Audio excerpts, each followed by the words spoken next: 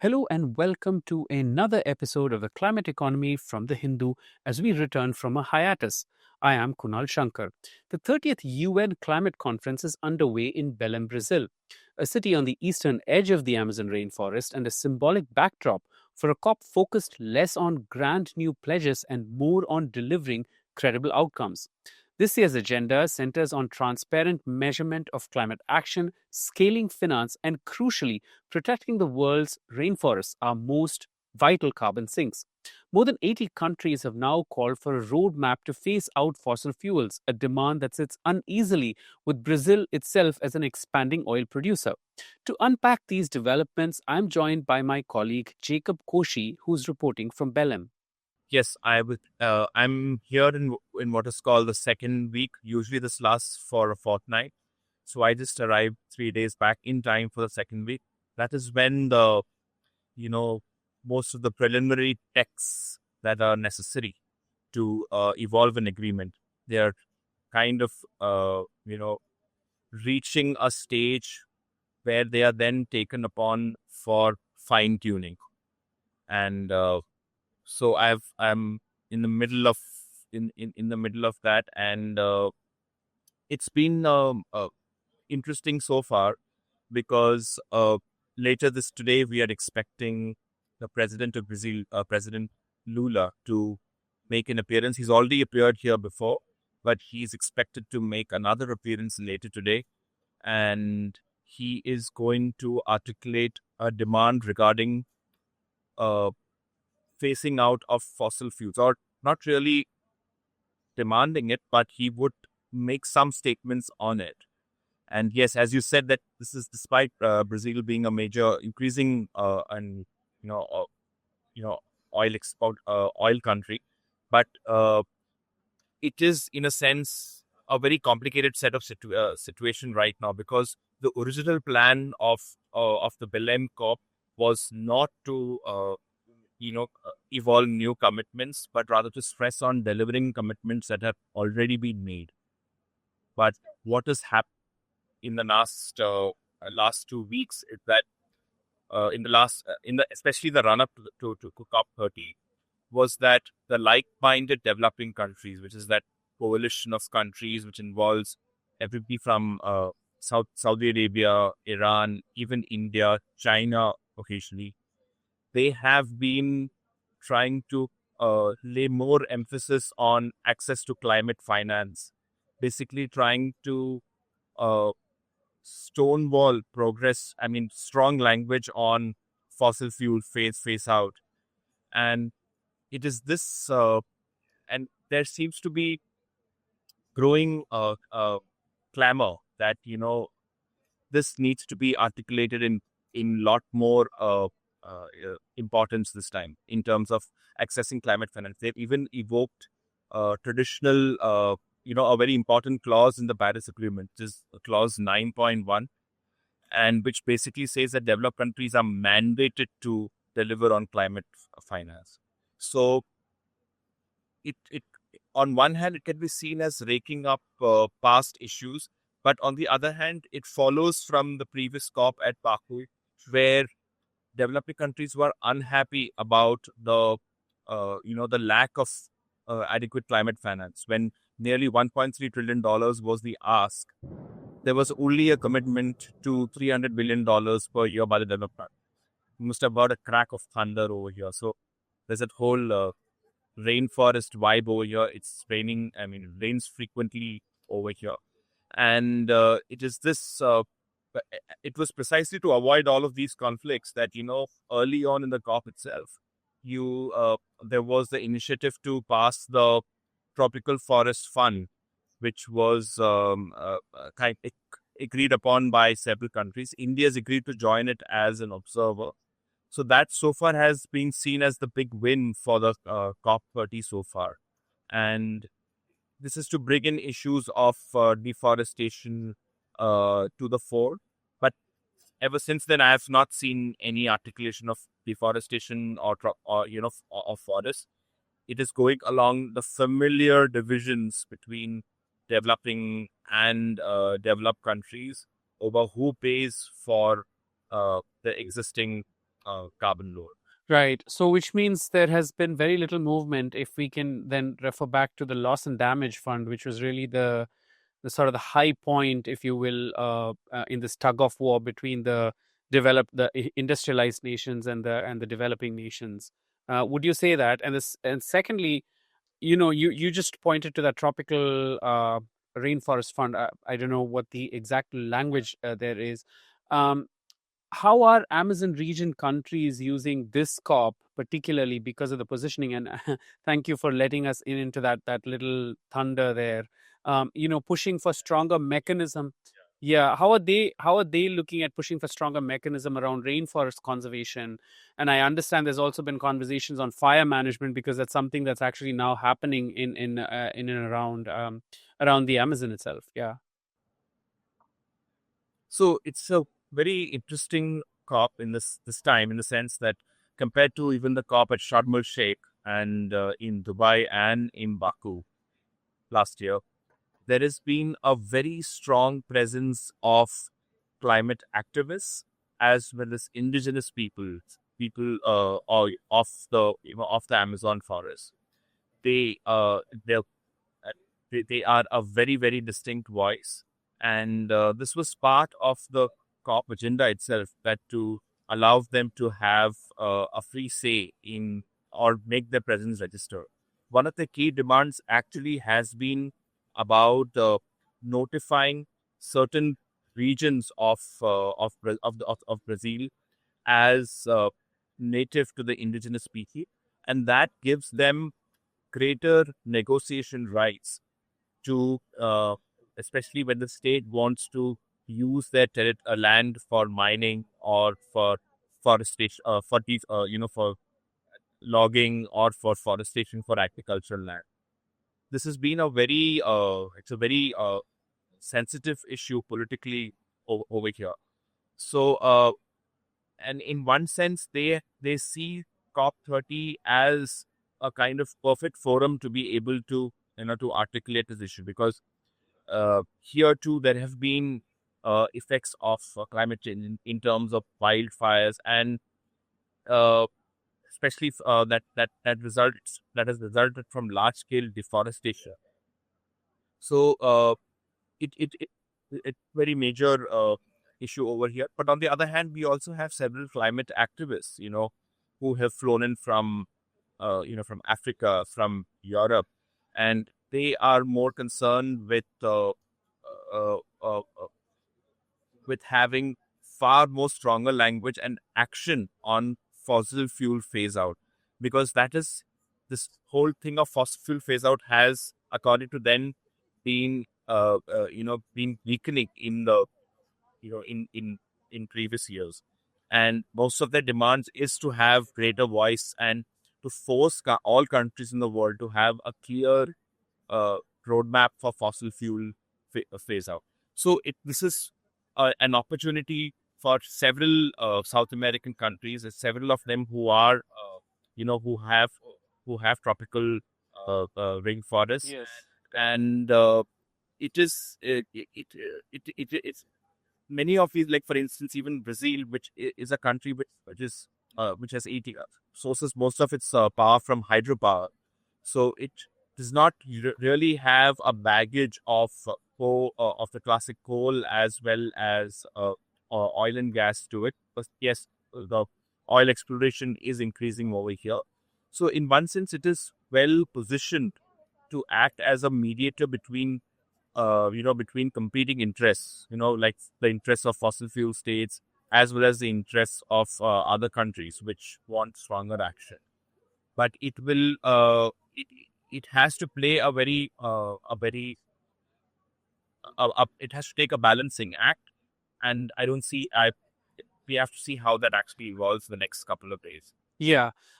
So, Jacob, you've attended a few COPs now, and I'm sure the biggest elephant in the room is the absence of the United States there, right? Like this has already been discussed, of course, and indeed, when you just pointed to fossil fuel phase out, the United States today is on the opposite track, with President Trump seeking to increase fossil fuel exploration, oil, production, and etc.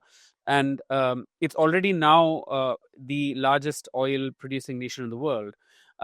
So, with the absence of what probably the second largest carbon emitter, and also the a country which is now producing so much fossil fuel, can this 80 country coalition, or the countries that are asking for, and as you said, European nations seeking greater language, etc., can there actually be any meaningful sort of outcome of this when the US is not at the table? So interestingly, in the first week, you had the governor of California, Gavin Newsom. He made who's a senator who he made his appearance over here, and he very much articulated the fact that his presence over there was testimony to the fact that not everything is just dependent upon President Trump's claims and President Trump's opposition to fossil fuel fossil fuel phase out, as well as his long-standing uh, uh, proposition or advocacy for the fact that climate change is a hoax.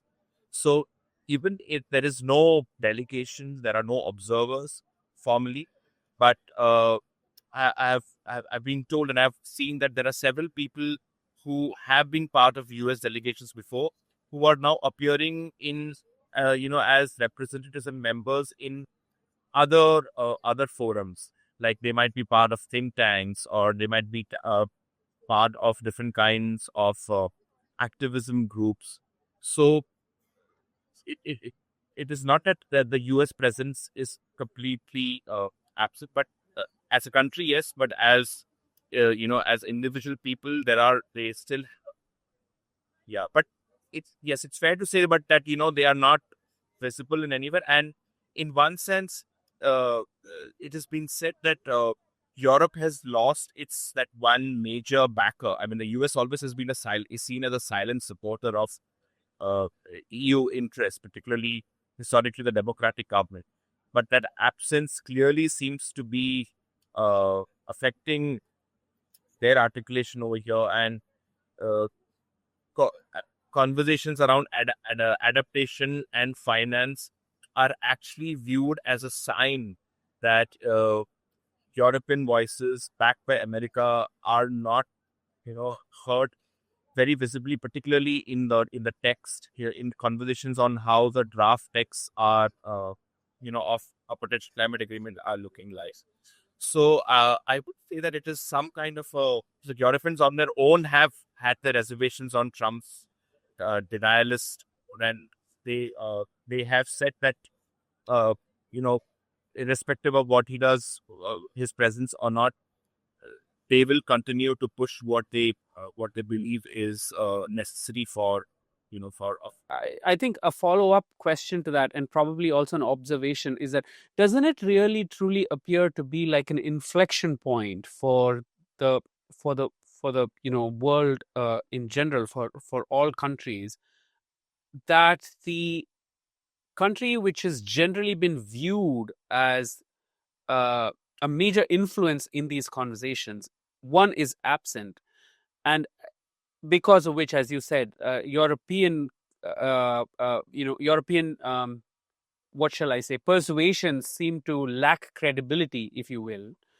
And in the same vein, there's also the presence of China, which is now seen as a country truly replacing the United States, not just on sort of policy issues, but truly as a leader which has championed the opposite direction of fossil fuels, which is renewable energy, wind and solar and hybrid, and the various attendant consequences, like for example EVs, etc., like batteries, and the whole value chain. So the two main one of the two sectors, main carbon emitting sectors, energy, and then the third sector being transport, already sort of seem to have a leadership position in China as opposed to the North Atlantic Alliance. And doesn't that appear to be like an inflection point? And how is that playing out in Belém right now? Yes, that's an interesting point because China generally has been part of developing country caucuses.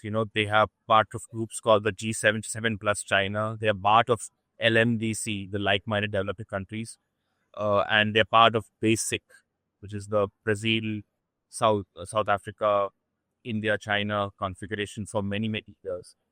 But that was then. I mean, that was when it was still a country that was still yet to become the manufacturing behemoth that it is today, and it is also a country that it is very well known, without which no renewable energy transition is possible, as you said, in terms of batteries and solar and solar components. So there is that sense of responsibility that they have. They they position themselves as fairly they they are part of several groupings. They're also they are also in several positions with India in terms of finance and adaptation. But they are also the country that has committed, it has actually declared an updated NDC for 2035. India just said that it will do an NDC. It was supposed to have done it at least during COP, but it has only said that it will submit its NDC by the end of the year. But China has said that it will cut its emissions beyond a particular peaking year. It is not specific by define the peaking year, but it cannot be very far, and it is something that could be announced in the next couple of years tops. So it is somebody which is actually trying to establish itself as a voice uh, on not only being a proponent and advocate, but also a leader in adopting for clean energy. And uh, it will at some point of time, it already has influence in many ways. I mean, there have been a lot of background talks between the EU and China on the role for potential leadership. So I still think it's I mean, I wouldn't say that this COP is the inflection point, because we still haven't seen China take a very strong uh, viewpoint on fossil fuels per se, but it is very similar in one sense to India. India too advocates its adoption of renewable energy, but at the same time, it has always said that it has a right. It will continue to use coal and fossil fuels, in the immediate future, but it stresses on its adoption of renewable energy. China is already ahead of that curve, and so while it is not making statements on fossil fuel, it rather wants to show the world that without us, this whole conversation on transition away is meaningless, and better look to us to see how look to us to see how we lead by action is the kind of silent message that they are articulating at multiple uh, forums over here. Right. So that's really interesting. I mean, it's interesting that you say that it's not an inflection point, because to me it already looks like it is, because that is usually the position where that the United States takes in these forums, isn't it? Like, you must come to me, you must look at me for setting the standards, for et cetera, for trade, for technology, etc. The US has ceased to It is literally US has ceased to be US is always uh, it has made ironically, it is a country that has the most number of times exited from UNFCCC related protocols. It has come out from the Kyoto Protocol. This was in 2002 at the era of George Bush, and then 2017 Trump did it first again.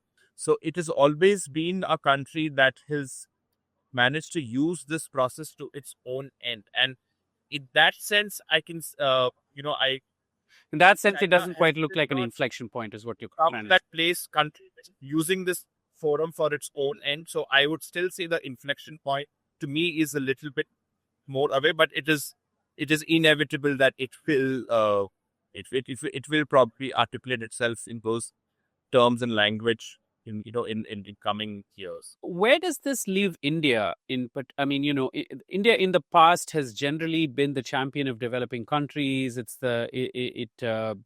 articulated the common but differentiated responsibilities. It changed the language from facing out coal to facing down coal at Glasgow COP. It's been a major presence at these COPs. I mean, right from you the first UN FCCC framework in 1992.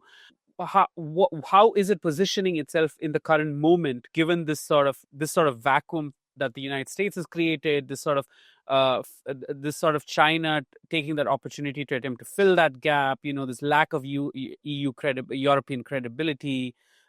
Where is India in all of this? So India has been engaged in a lot of bilateral conversation. Just today, India's delegation leader Bhupendra Yadav, the Environment Minister, he had talks and collaborations with the special envoy of China. This happened literally 20 odd minutes back. He's been engaged in bilateral discussions with the COP president Andre Lago. He's had individual sessions with Edward Miliband of the United Kingdom. So, but it is very much a country that is rooted to, uh, you know, uh, talking about the problem of the lack of adaptation finance. It says that it is a country that is being affected by climate change, but it also needs access to technology as well as trillions of dollars in terms of climate finance. It wants the climate finance to be affordable, and not in the way that a lot of climate finance, which is fundamentally commercial loans, is bandied about. So it continues to be on takes those classic positions as being a country that is a victim, and but it silently is a country, and silent I would that's actually not the appropriate word, because there are several India think tanks, there are several India influencers in the energy and policy space who are having a lot of side effects that are articulating India's large scale adoption of solar energy, how we've gone from 2 gigawatt to 100 plus gigawatts in the last decade, its plans for green hydrogen, its change, its ambitions for battery as a use of storage, its adoption of electric vehicles. So it is articulating all of these messages at multiple forum over here. So it too wants to play this project itself as somebody which is saying that, hey, we are people who are implementing the what we are implementers. We are transitioning and uh, adopting renewable energy in a big way. But this means, for if you really want us to expand, then we need access to more finance, more money, and for the developed countries to actually take on far stronger emission cuts than what they have articulated even until 2035. If they see uh, the 1.5 degree centigrade goals, or the Paris Agreement goals of 1.5 degrees as far as possible, and even 2 degrees to be realistically. Great. So that's, I think we've covered comprehensive ground, and I understand there are two more days for the whole thing to wrap up. Yes, there was this expectation that by today, there would be a text that would drop late night in Belém time, and they would convene a presidency and a plenary, as it's called, and produce something called a Belém package, where there will be a large political statement on the way forward in terms of climate finance, etc. But that kind of looks unlikely, and I think this deliberation and discussions will go to at least Friday, which is the official close date of the COP30. But and as it's been seen in the past, it could extend well into the weekend. Yeah, which has often happened with COPs. Not too hopeful of that of an early. Well, Jacob, thank you so much again. Thank you for making time, and and we look forward to all your reports from there. Thank you. And that's all we have on this episode of The Climate Economy. If you like this video and would like to hear more about how climate change is reshaping our economies, do hit the bell icon on the Hindu's original YouTube channel and do write to us, or better still, send us a video recording of your questions to climateeconomy@thehindu.co.in, and we'll do our best to feature them and to get them answered. Bye for now.